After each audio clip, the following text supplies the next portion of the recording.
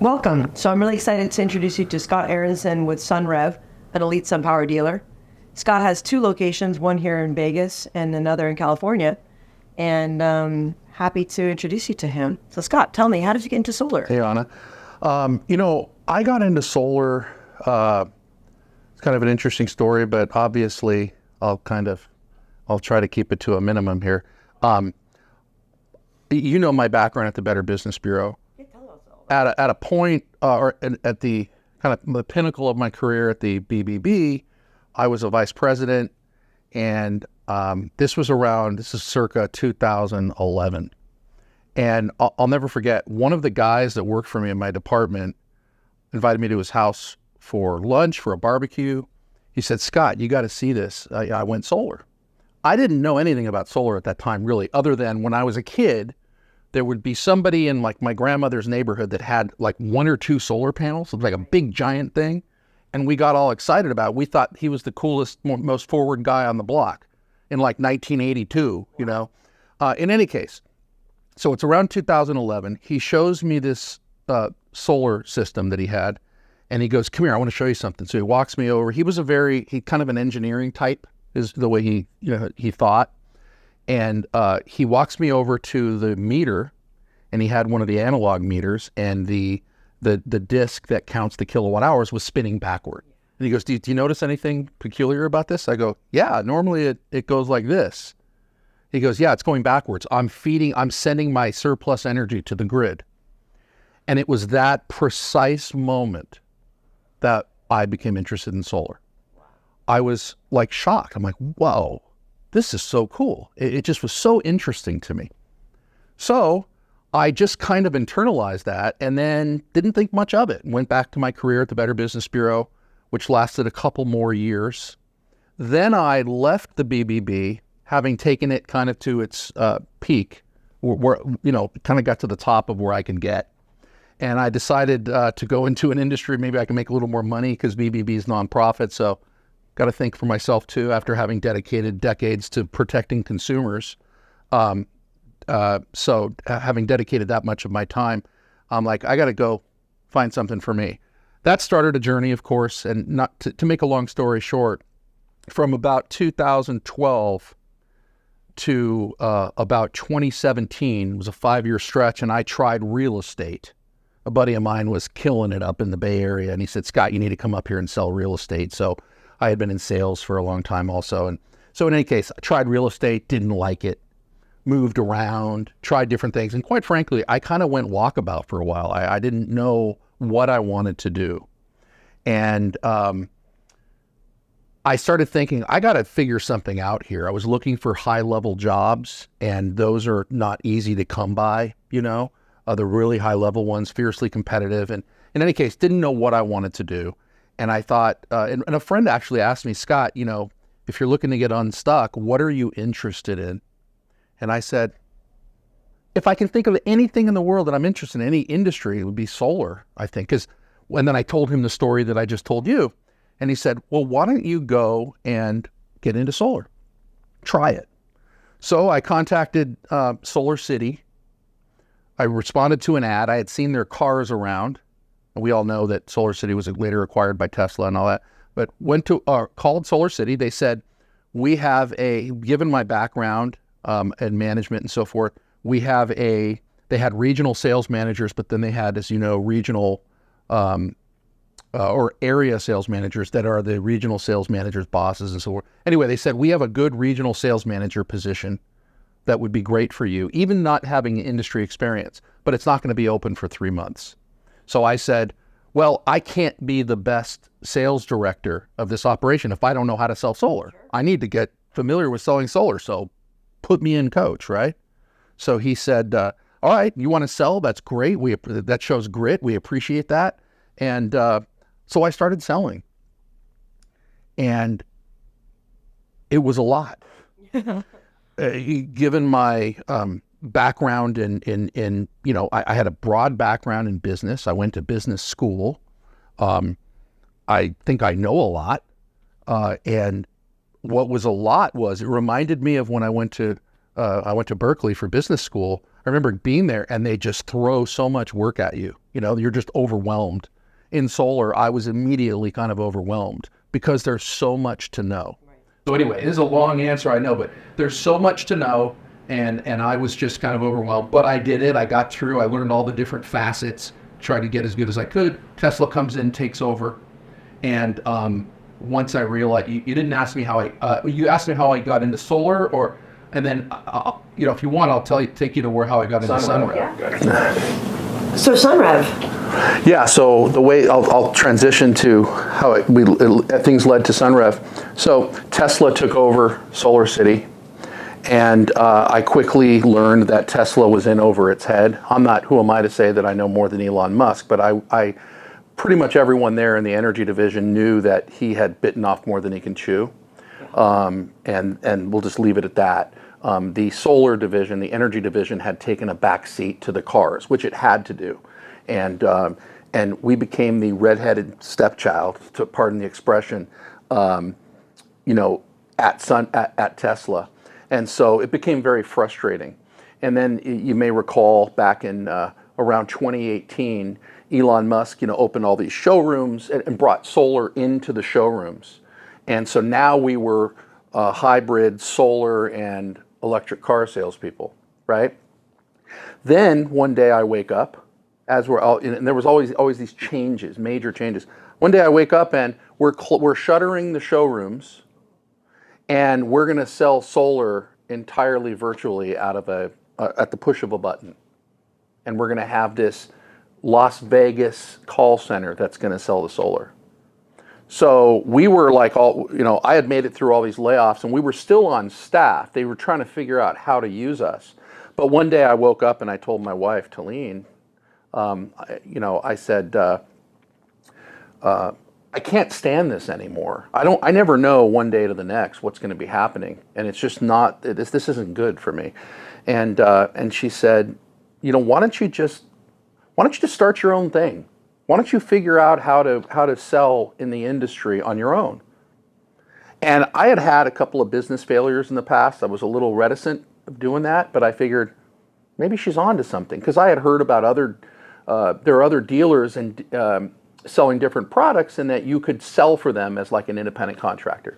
So that started a whole process. I went to sell for one particular company, got my feet wet, sold a few projects. They completely botched a couple of them, and so I was soured to that. But I was getting going. A friend of mine worked for SunPower. He was a dealer for SunPower. Brought me in, said, "Hey, Scott." We had stayed in contact for years, and then he knew I was interested in solar. He knew that I was no longer happy at Tesla and knew I was doing my own thing. Why don't you come work with me? I went to work with him, started learning about SunPower. I always knew SunPower was the gold standard in solar, so I had this preconceived notion, and I thought, this is great, right? I'd love to sell SunPower. Within months, he has a massive stroke at the age of 40, in his early 40s. Oh, wow. Crazy, undiagnosed high blood pressure that he had been asking me about months before. Anyway, I digress.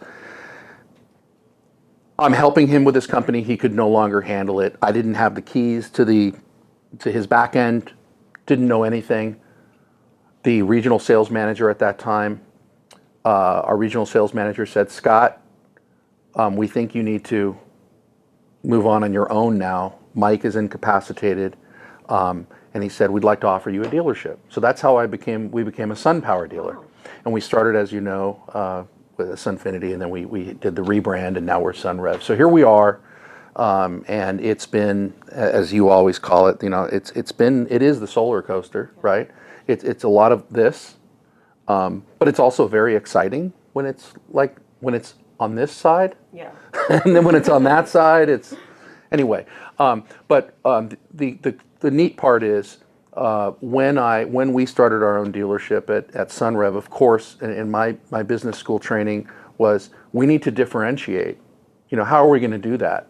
We're selling now the best brand in the world, we believe, and I believe that SunPower still is. But now what? How are we going to be different?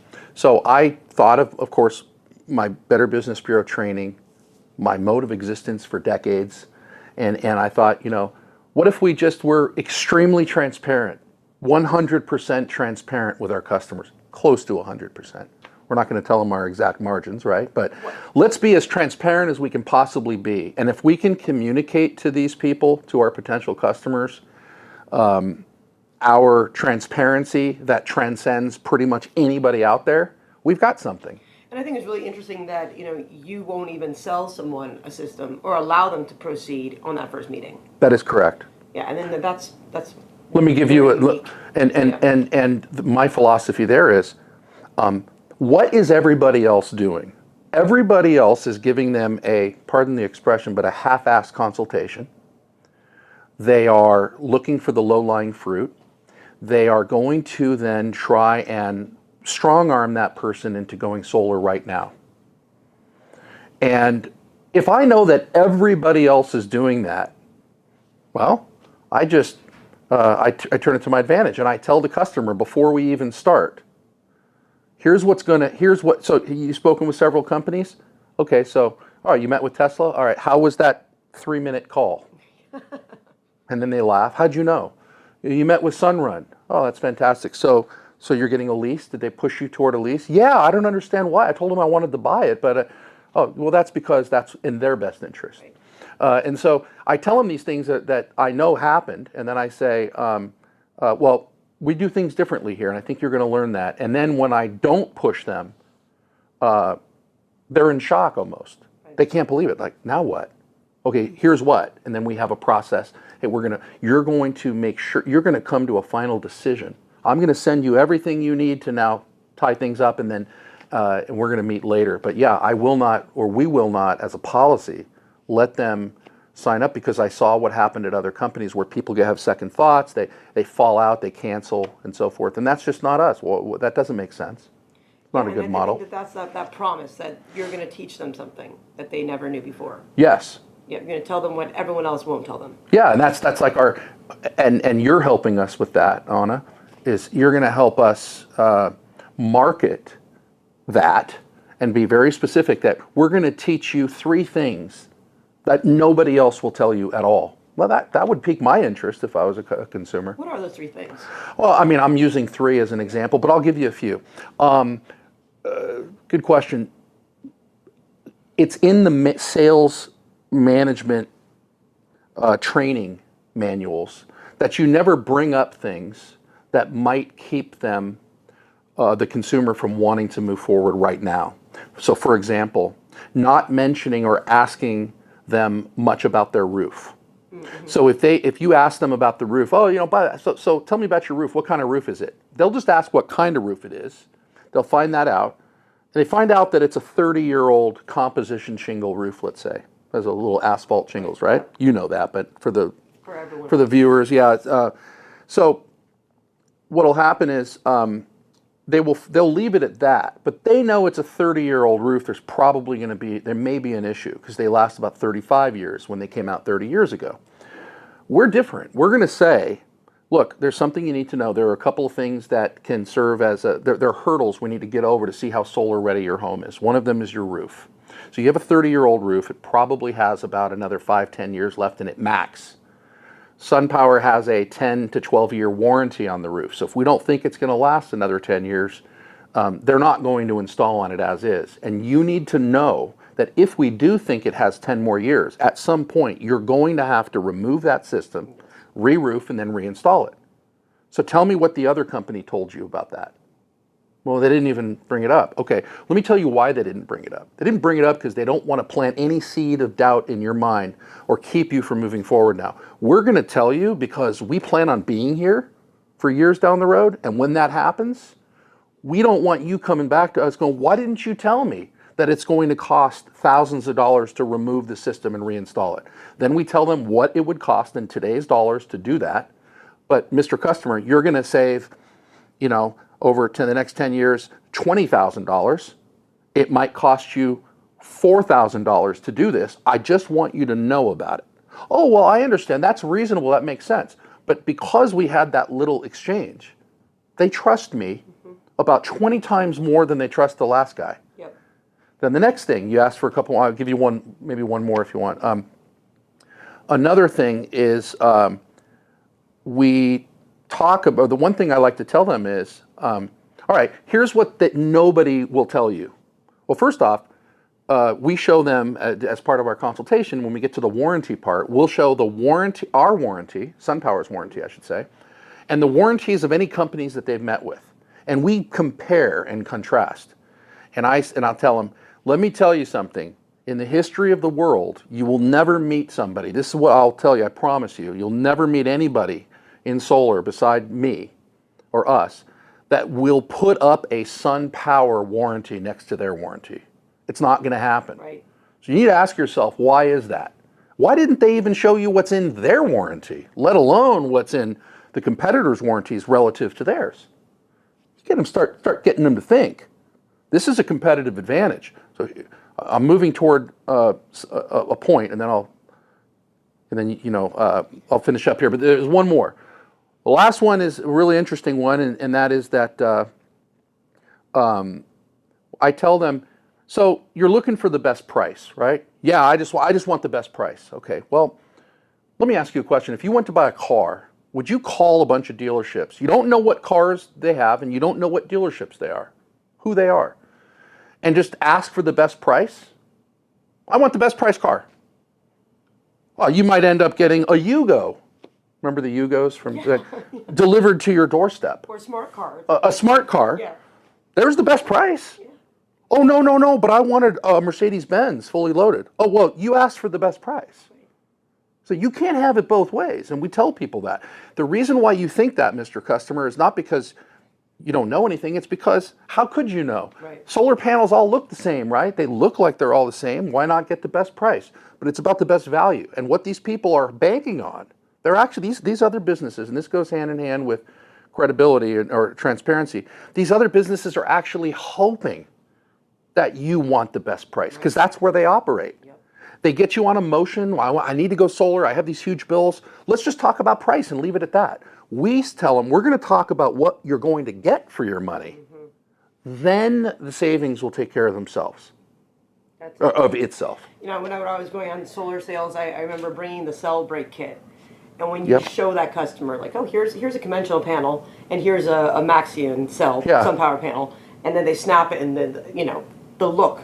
Yeah, the look on, and it leaves an indelible mark, and they'll never be the same. They'll never be the same. Now they have to have this better panel. On a really funny story, when I was back at Tesla, and I knew SunPower was the kind of the ultimate, the premium product, I went into a home and I saw a cell break kit on a guy's table, kitchen table, and I had heard about those. And later on, when I followed up afterward, turns out he went with SunPower. And I asked my boss at the time, what gives, right? He said, well, they go in there and they do this demonstration and it's a bunch of hocus pocus stuff. It's not a bunch of hocus pocus stuff. Obviously, it worked, right? So he went with, here's where I'm going here. It's that businesses cut corners and cheat, so to speak, because they think they have to make a better profit, to make more money. But you can actually be the good guy and make just as much, if not more than that, right, by doing it right. Yep. That's why when I was the Better Business Bureau, some of these criminals that we would come across and help catch, these are smart people, man. If they had just devoted themselves to doing something legit, they could be the next Elon Musk. And tell me, how did the Better Business Bureau form? You were telling me a story about the need for the consumers. Yeah, it's a good segue. When I started with the BBB, I learned that the organization that everybody knows, the Better Business Bureau, people think of it as a government agency, right? And the reason why is because of its mission to promote, trust in the marketplace and act as a beacon of, business ethics and all that, and to be they're the people you go to when after you have a problem, right? Mm-hmm. Well, we're in the information age now, anyway, and we'll get to that. But now it's more, let me check before I have a problem, right? Because the best way to not have a problem or deal with a problem is to try and stave it off before it ever happens, right? But anyway, back in 1906, I think it was, a bunch of these these businesses, Sears and some others, were getting hauled into court back in New York, and they were being prosecuted for false advertising. It all started with advertising. You remember, we all know, have a Coke and a smile. That's fine, but they used to say, drink Coke and you be healthier. Right? Yep. We all know that that's a bunch of nonsense. Drink Coke and get very Burn sick. a hole in your stomach. Yeah, and get diabetes, right? So these businesses, it's very interesting because these businesses were hauled into court, and being the smart people that they were running these big corporations, they figured they were getting some big fines levied against them and so forth, and they basically got together and said, we had better do something here ourselves to improve our advertising and marketing and make it cleaner. Right? Because if we don't, the government's going to get heavier handed, and they are going to come down on us worse than we're experiencing now.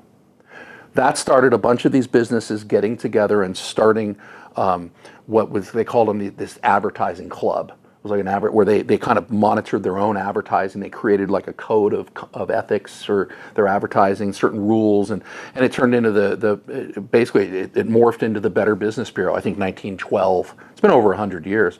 So they formed the Better Business Bureau. Interestingly enough, it was formed as a nonprofit, okay? It's a business organization. It's not a branch of the government. People think it is, again, because they work with law enforcement agencies. The law enforcement agencies go to the BBB, like the FTC will go to the BBB, get all this data on these complaints and everything, and use that as evidence to convict these criminals. So BBB doesn't actually go after the criminals. They serve as a clearinghouse for the evidence to nail these people. And I think the BBB, has changed a lot now with digital marketing, and what are your thoughts about the transparency of now that there's such a high subscription fee for the BBB? Right? Well, my opinion on that, of course, and back to the mission of the BBB, by the way, it stayed as they believe in self-regulation, because again, if you don't regulate yourself, you're going to be in trouble. And they went to the business community and they said, look, if you pay a fee, it's going to cost you a lot less than getting your butts sued and dragged into court. So join the organization, and you will also eventually be seen as subscribing to these higher standards. So the BBB continued on with that membership paradigm, right? That model. And my take on it is this. There are always going to be people that want to take a ride in the wagon, and then there are going to be people that pull the wagon. And so businesses that want to pull the wagon and actually participate probably wouldn't think twice about being part of the Better Business Bureau. I know for a fact that side by side, two companies, all else equal, one is accredited by the BBB, one is not accredited. The one that's accredited is going to get the business more times than not. Yes. So why would you want to give up that opportunity to another company just because you're in protest, don't want to spend $500 a year? And when you think about Yelp, as a for instance, who just had lots to say about, but now they're charging companies $1 a day just to have a logo, and on your profile. Yeah. And then the consumer's protection. How do I know now? There's no verification that you do own this business, so anyone can start a page and put up a logo and pay Yelp. There's no EIN certification that this is the business owner. Yeah. And even when you've had experiences with even Google and reviews being correct and how very frustrating. Yeah. So I think that's one of the other benefits of the BBB is that they will take it. You are verified. Yeah, you're paying. Some people think that it's a pay to play situation. It's not. No. Because you can have a rating up to A+, even if you're not accredited. Right. Being accredited, though, again, in the eyes of the consumer, many people would get accredited with us because I would just tell them one simple thing. They'd say, well, I don't think I need to spend $500 a year and I say, I think that's great, and I don't think you need to do it for yourself either. But really, it doesn't matter what you think. What matters is what your potential customers think. Do you think they're going to be more likely to do business with you or less likely to do business with you in this market where nobody trusts anything? It's like a free-for-all.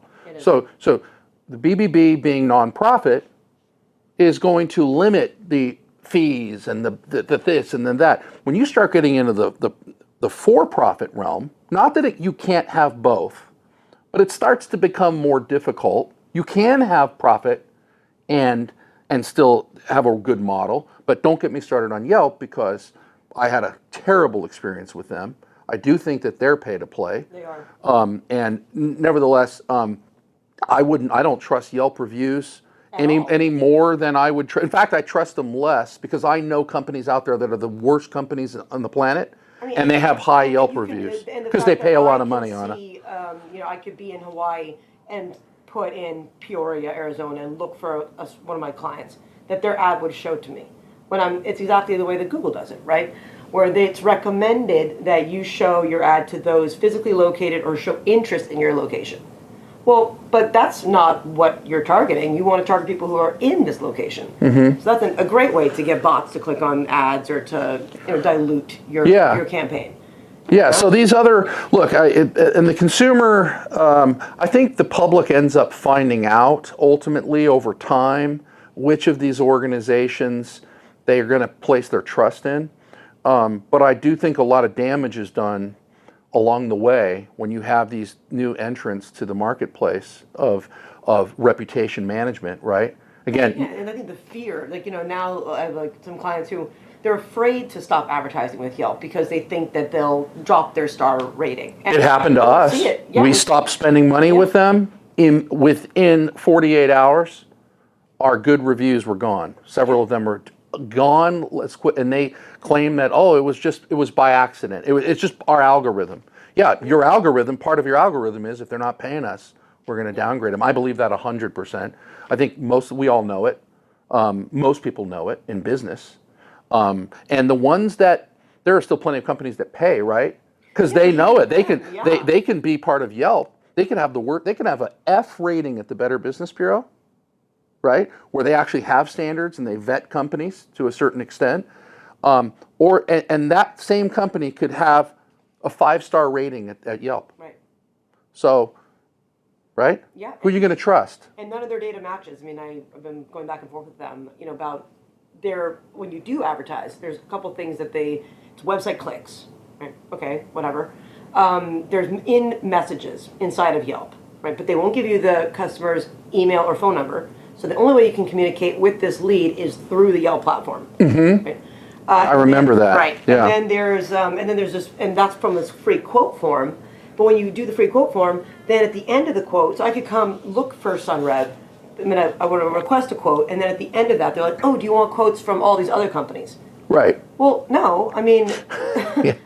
That's great. You're going to advertise. My advertisement is brought somebody in that I'm paying for tonight, so you can go sell that information to 14 other companies.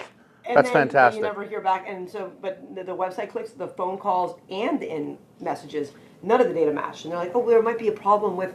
There might be a data glitch. Oh, you think? I mean, and then later they're like, "Oh no, we think it's correct." I'm like, "I'm counting the messages, and they're not correct." "Oh, it's probably the date range you're using." I'm like, "It's the same date range that you provided on your software." Yeah, so it's I think that's exactly kind of why I wanted to write this book, and what's actually happening now. I think we need to do it again. The advertising community needs to get some regulation around online marketing because there's no third-party oversight online. And for no, I will tell you that the BBB has morphed, or has evolved. A couple things. They have evolved to where they do have an online presence, and they do monitor websites. I'm not sure how familiar you are with the BBB's. It used to be called the Online Reliability Program, but just so you know, businesses that become accredited by the BBB, their websites are checked. They have to have security compliance. Yes. They have to have their policy. I think the TCPA thing, like you did for us. Mm-hmm. Yes. I know you know what's required. I don't know all this stuff. That's why we pay you. But in any case, the BBB does do more than a lot of other organizations that I'm aware of, right? Oh yeah. And they will not approve if somebody does e-commerce, they have to have certain. Get security and disclosure, all this stuff. So they do. There is some oversight, right? And people trust the BBB. But the bottom line, though, is that even the BBB's oversight, I know that how much you know your industry. They're only kind of scraping the surface. I guarantee that the BBB is not diving as deeply as you'd like to see it done, because you can still have a lot of problems underneath if it's not uncovered. I'm not worried about the business. I'm worried about the media. Right. So, for instance, how do we know that an impression's one ad? Yeah. How do we know that it ever ran?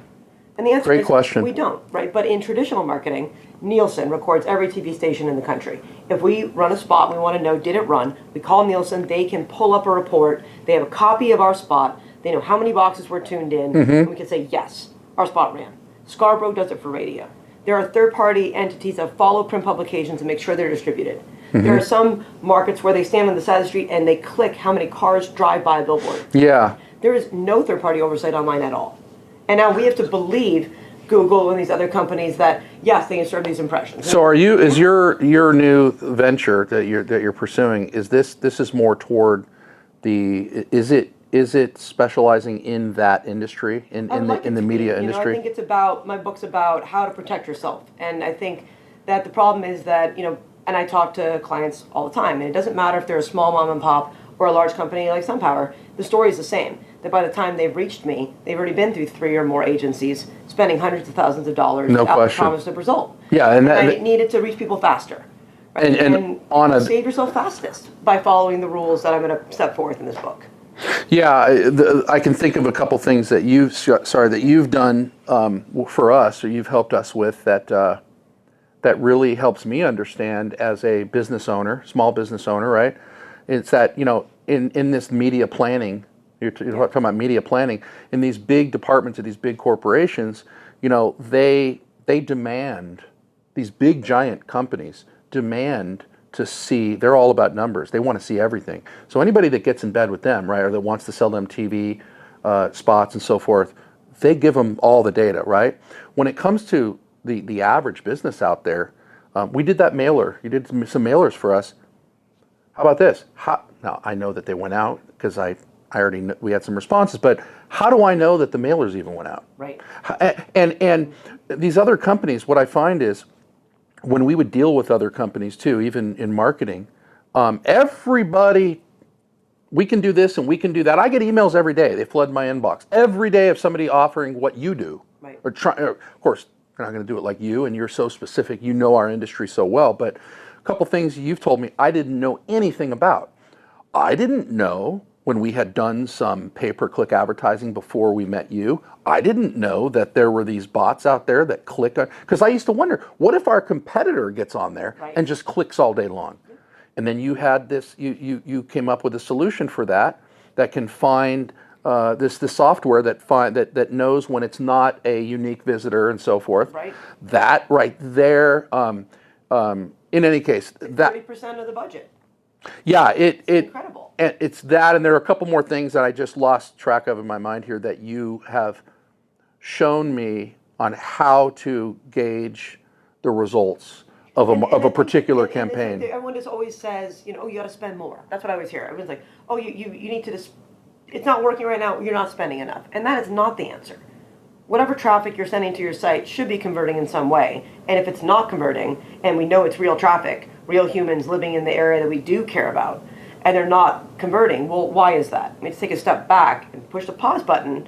It's not about let's spend more. No, let's figure out why it's not converting. Is it the content? Is it the price? Is it their mobile problem? Is it too slow loading? Then once we figure that out, then we start sending traffic again, and there should be a conversion.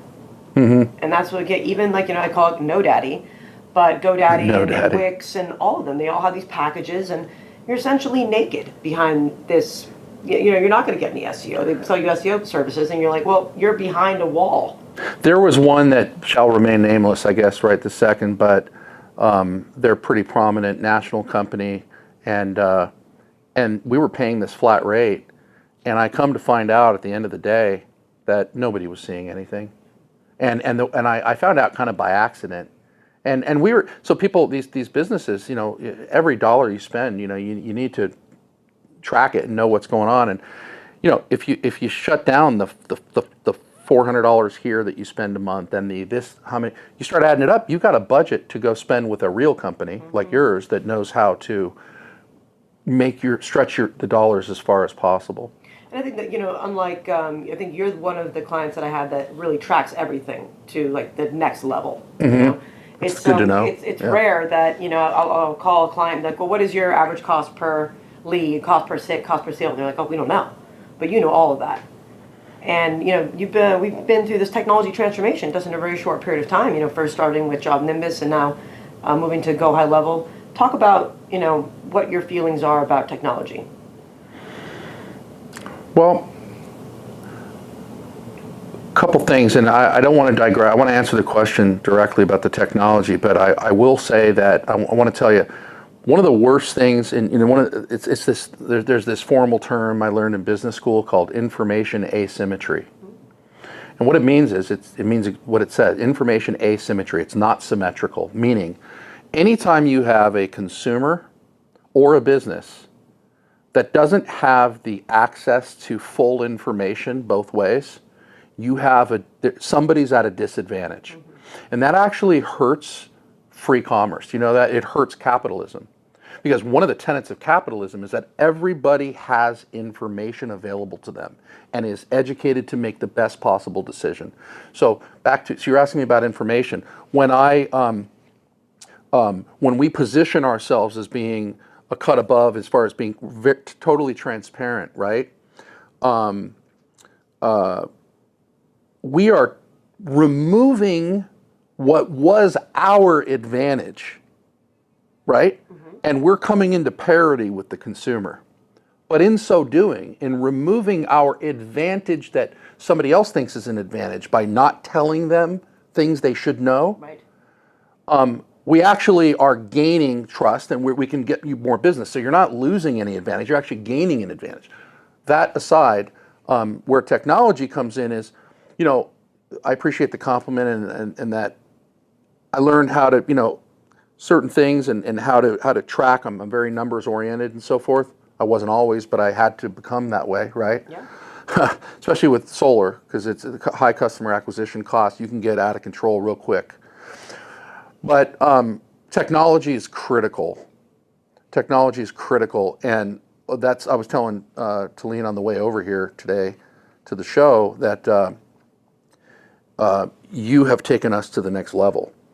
You've added a level of sophistication. I got the best compliment in the world the other day. Did I tell you that? Where a potential customer, he was a referral from an existing customer who had done this incredible deep dive and told his friend, he was a doctor, look, you need to talk to Scott Aronson, period. And he's going to sell you the best system in the world, but you can trust him. I talk to everybody, trust him. This doctor went on his friend's, he said, if Mark told you that, or told me that, that's enough for me. And that's another thing about how, if you do it right? Yep. Anyhow, he complimented me saying that, I can't believe all of your communications. He goes, I get this bio on you. I know something about you before you even call me. So this integrated marketing communications that you've set up for us, I was telling Talene too, it's a, she's in the finance side, I'm sales and marketing, and it's a multi-pronged approach. Everything has something to do with the other. They all work together, right? Integrated marketing communication is, it's not just knowing how to do media planning or design, or it's everything together. And you have somebody that covers every facet of marketing on your team. So bottom line is, he said that I just can't believe, I went on your e-signature and I set an appointment for myself and all this stuff. He goes, man, I wish I had that for my business. He's a private practice doctor, and I said, you can get that. But I said, yeah, thank you very much.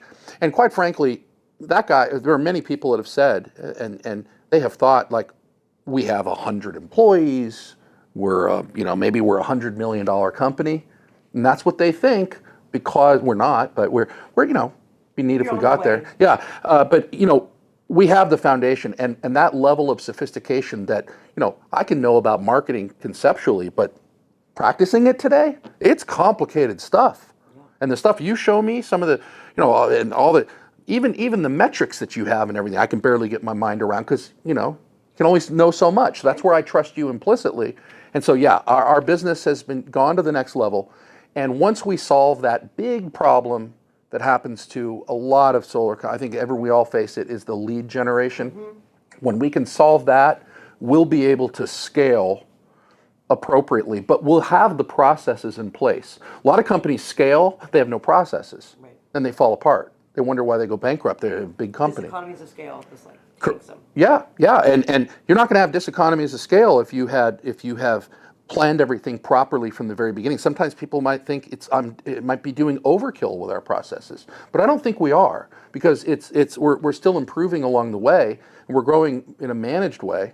But you make too many mistakes, you can have big problems. So you brought us into the 21st century, and it really goes hand in hand with our value proposition and the way we're our differentiation, right? If we don't have technology that matches what we're telling people about us and why we're different, if it's not, our technology isn't up here also, people aren't going to trust that. They're going to think we're just freewheeling it, right? I do. I think I agree that competition makes everyone better. And I have a lot of friends or clients who are like, well, why do you tell people your secrets? I'm like, they're not secrets. I want everyone to be able to understand and be educated to make the best decision.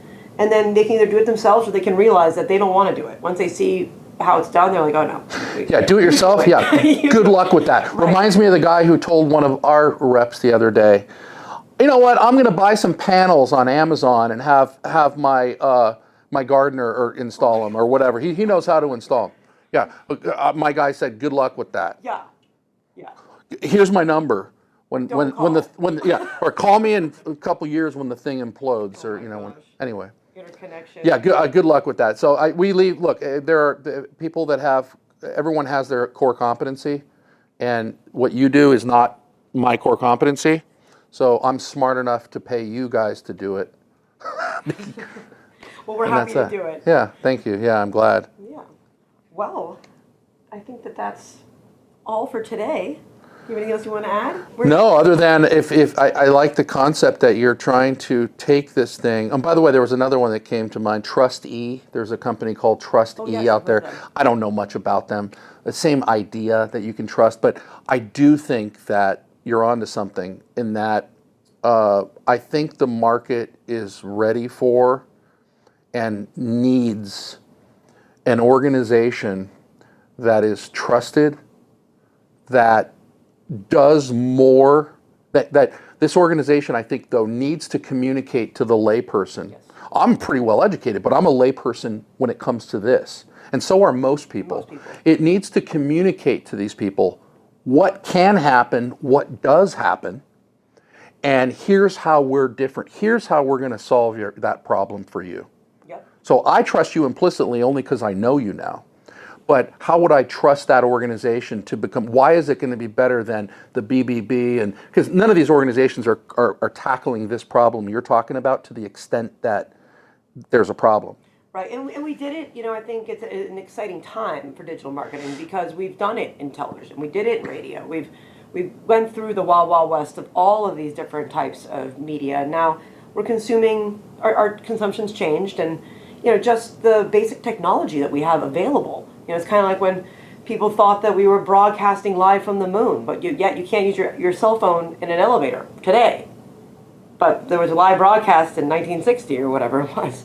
I think so. It's understanding what technology we can use and how it does work is step one in protecting the consumer, right? Like this idea of geo-targeting, right? Oh, you're going to just walk in a building and we're going to be able to serve you ads. It sounds great, but it's not possible with the technology we have today, which is what we've learned. But I think we'll get there, and Yeah, I can only. I'm going to give you one. Well, I guess if you want to end on this, I'll give you one example of how of how like we're affected day to day. This whole leads thing. We're on this quest to find the holy grail of leads, and the problem is that there are all these, as you know, it's a cottage industry, right? There are all these lead companies out there. They're all out there everywhere. They contact me every day in my inbox, and we can get you leads. We're back to the solar game where all these companies are duking it out on price in the gutter, right? They're all just, we can do it cheaper, we can do it cheaper. Let's not talk about what you're getting for your money, but we can do it cheaper. Yep. Keep them focused here. These lead companies are the same way. They are. So we're going to get you leads, we're going to get you leads, you're going to get sales, they're going to convert. It's the same old story. Do you think that any of these companies I've tried, the leads actually panned out? Not one of them, Anna. No. And so unethical. if there was a clearinghouse, now I'm not saying that there's a direct analogy to what you're going to be offering and this industry per se, but as an example, if there was some trusted organization and I could say, are you such and such certified? So that I can trust what you're telling, because I don't care what you tell me right now. Why are you different? Why are you different? What do you do differently than these other lead companies? Because you're all the same as far as I can tell. No, I think the best company actually is the one that I trust the most now. Oh, I'm with you. And there are, look, I'm sure, I know that there are some legit ones. We just haven't gotten there yet. Yep. But what I'm saying is I've gotten taken off of my path by these companies out there that are money grabbing, full of crap, They Anna. are. And so what I'm saying is in this industry where business owners like me are, let's just change it to a different industry or to in media buying, right? Because we're buying leads, it's still marketing, right? Yep. In media buying, if you don't know what underlies what that company does, how the heck do you know that the money you're spending isn't good, throwing good money after bad? Yeah. You don't know. You don't know. And if I knew that there was some body that I trusted somehow, that's a big marketing effort, of course, to undertake. But that I'll leave it to you. There are good guys out there, so I think that's the underlier here is that there are like Criteo and there are trusted companies. By the way, I'm speaking more of the smaller ones that creep up and that. Oh yeah, I mean, and it's easy. I mean, even now we look up to some of these big companies, but we looked up to Google, and now we can't trust them. And some of the big ones lose their way, right? Yes. I dealt with one of the bigger lead amalgamators, and I think that they lost their way. Like Solar Reviews, we used to all trust them and look up to them. Yeah. In the industry, and now they are making it impossible to trust them because they won't allow us any control. Anna, I remembered the other thing. Yes. Before your viewers have to hear this. You have to hear this. I remembered it. So you told me, and I never knew this. When we buy leads from, I'm not going to say where, but we buy where we buy the bulk of our leads.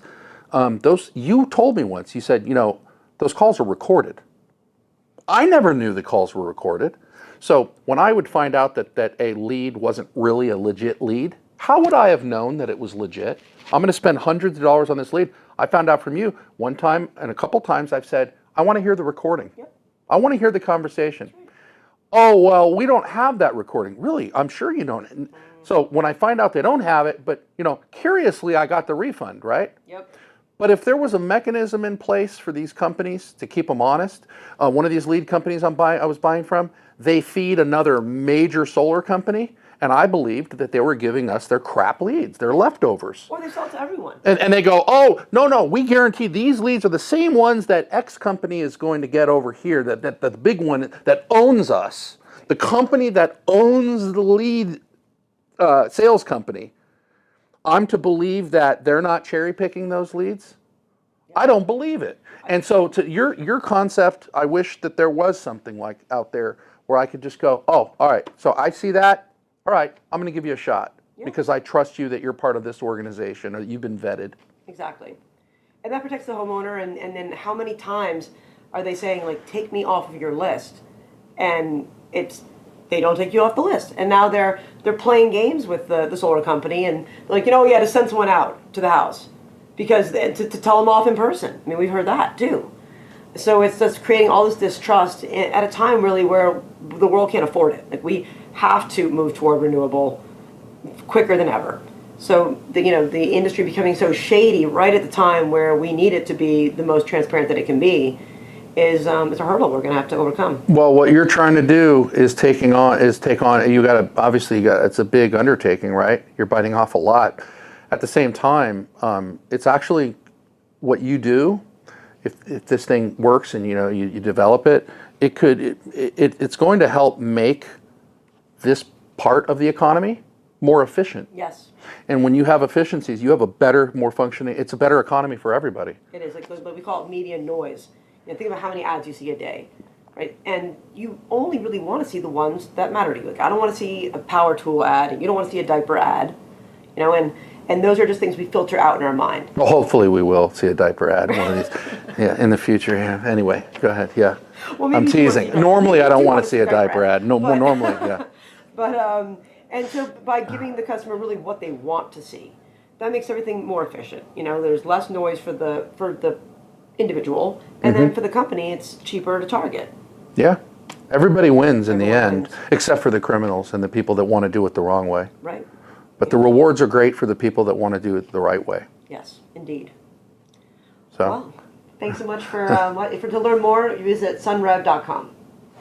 oh, Sunrev Co. Oh, sunrevco.com. Remember we had to put the That's Co on it because that's right. Sunrev was already taken? That's right. And then you contacted that company that owned that URL for Yes. sunrev.com and said, They we'll wanted something offer you this outrageous. amount of money. And they said, oh, no, we have big plans for it. And you said, forget him, Scott. We'll just add Co that's to it. right. And we've been fine ever since. Sunrevco.com. We've been fine ever since. Yeah, thanks. Okay.